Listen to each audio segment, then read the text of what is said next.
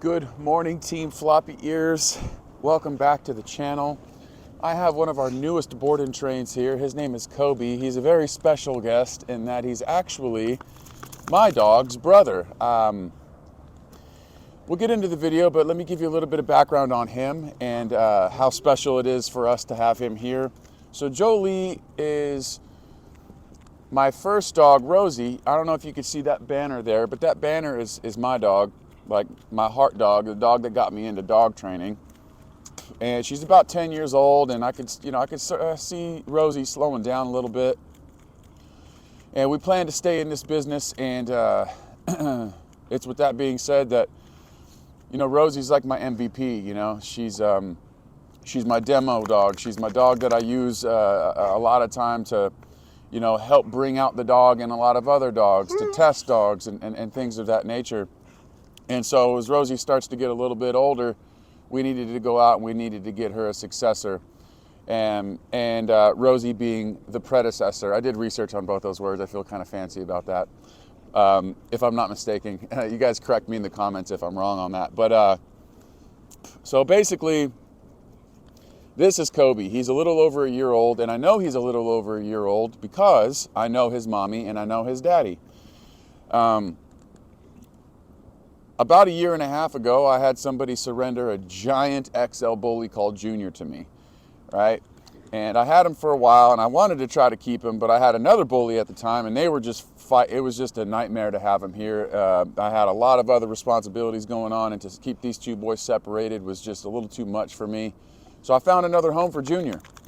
I also found another home for King, the other bully I'm talking about that were just making my life a living hell. It was just not the right living situation for them here. In any case, Greg, my buddy, reaches out about Junior. Super grateful for Greg till this day. Junior goes to Greg. They live happily ever after. Greg also had a female cane corso called Nala. Nala is just absolutely extraordinary. Super submissive, very high drive. And when I saw her characteristics, it was something I was like, yeah, that's something that I could really enjoy myself, but also really utilize in my operation here. So when Greg told me he was going to have puppies with Junior and Nala, I said, well, there it is. That's going to be my next dog. And that's when I got Joe. In any case, this dog, Kobe, came from the same exact litter that I got Joe from. So it's pretty cool. Greg rehomed this dog to a real sweet lady called Kendall. Kendall reaches out to me and she says, hey man, I need this dog, needs some confidence building, and I've seen what you've done with Joe. And and anyway, we were out here today to make a video, confidence building, just a little stepping stone, a little building block, because there's a lot that goes into building a dog's confidence. It's not just necessarily one, it's not like one singular thing, it's a multitude of different things. And I was going to do this, jump up on a platform drill with him, but typically I like to use food. This is his second, been here for 2.5 days. And while he seems to be letting his hair down a little bit, he's still not really taking food from me. And I really, really particularly like utilizing food for this, but he won't take it from me. And I think, well, I was like, oh, well, I can't make the video. Well, yeah, I can. I'll show the people or tell the people what I do if the dog won't take food. And I personally, look, everybody does their thing differently. There's some people that'll, I'm not saying other ways don't work, but I just prefer to use food, and I prefer to get this dog to do this on his own. I could kind of, get him up here without the slow progression of doing it. But I just want to talk about good. So that right there is something I would pay. Nice. Did you see him take the food? Okay, let's get into this. Before I started the video, he just wasn't really, so I didn't feed him last night. I fed him breakfast, but I didn't feed him last night because I knew I needed him to be hungry enough to work with me today. And it's not like, when they first come here, I don't really get straight into training. We just hang, and I show them positive experience, and we don't really do anything formal. This is day 3. He seems to be letting his hair down a little bit, so I figured, okay, now it's time to get to work a little bit. Huh, Cope? Good boy. Let's see if we can't get him up here. Good. Good boy. So that's great right there. I'm so stoked on that. Because he doesn't really know what most dogs that are really skeptical of jumping up on a platform, it's because they don't know what it is. And there's something to be said. Good boy. That's really cool. Because at first they'll come up and they'll be like, yo, what the hell is up there?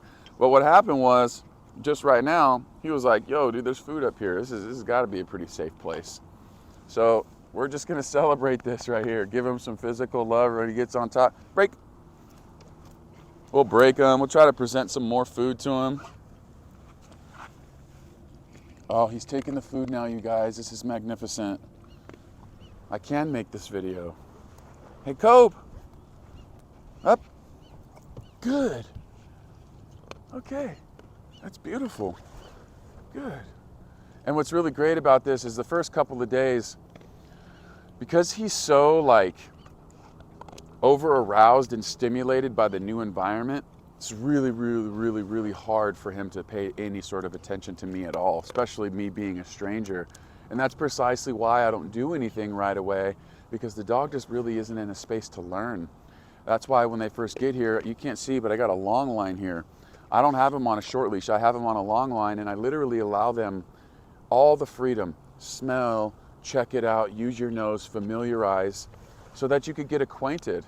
And once you become familiarized and acquainted, that's when we can begin the work. Not a moment before then. Because think about it. When you're nervous, when you're fearful, when you're skeptical, are you in any sort of space to learn anything? Probably not. You got to be a little bit, for me, like if the more comfortable I am, I'll probably be able to retain information a little bit better. So that's precisely, somebody asked me last night on one of my live feeds, you know, how long do you go before you actually start training when a board and train comes in? Well, there's your answer. Hey, Kobe. Kobe.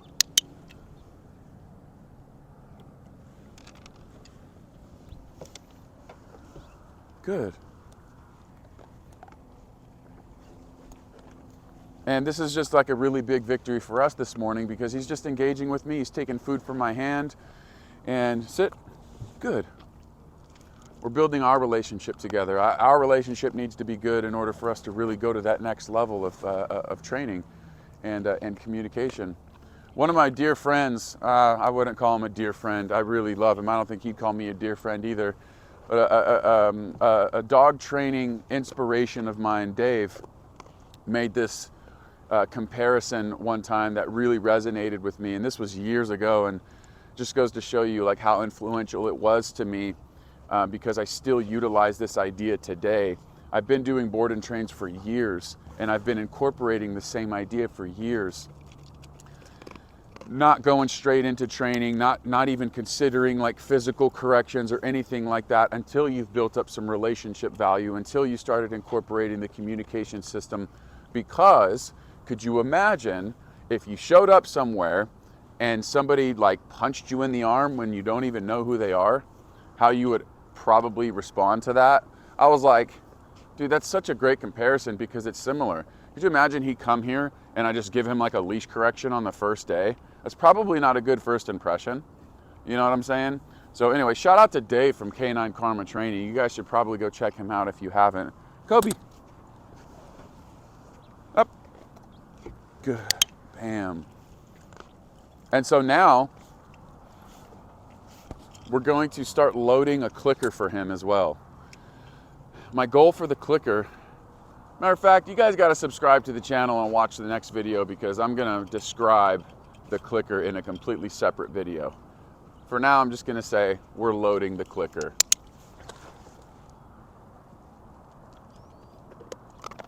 I'm super happy with this session right now. I'm not asking too much of him, you know what I mean? Easy does it, day by day. And remember, guys, it's not about how much time you spend with them. It's about what kind of time you spend with them. And I truly mean that from the depths of my soul. Why? Well, because many people bring me their dogs. Many people spend a ton of time with their dogs, yet they're experiencing a lot of the same exact problems. And what's the common denominator? the type of time they're spending with their dogs isn't as productive as they would like it to be. And that's what I'm here for. I'm here to help you guys become better dog owners, more informed, so that you guys can flourish in your relationship together and live life better. That's the whole entire point of dog training. It's not about being alpha. Absolutely nothing to do with being the alpha. That's my least favorite word in the dog training atmosphere, because that is not indicative of the relationship that I have with my dog. My relationship is strong with my dog because I understand how to set up the patterns and I understand how to produce the formula to strengthen the relationship. What a part of being an alpha is indicative of like a good relationship? That's not it for me anyway. So that's it, dude. Today's goal, very small. Get him up on a platform, get him feeding from my hand. Little building block to our relationship so he understands. A little bit of a marker system. Break. Get him to eat on the break. And that's it. If you guys enjoyed the video, if you got anything out of it, we're going to do a gentleman's handshake today. Just click that subscribe button. It really helps me a lot. It helps even more if you like the video. Leave a comment. Let me know if I've missed anything. Let me know if I suck. Anything. Drop an emoji in the comment section. Anyway, this is TFE TV, Captain Chad Gabbs. This is Kobe. And we'll continue to produce content for you guys on a daily basis, because we just want you to be better. And I want to share all my knowledge and all my wisdom with you guys, because otherwise I'm just being a greedy little bitch. You got to share the love. Captain, out.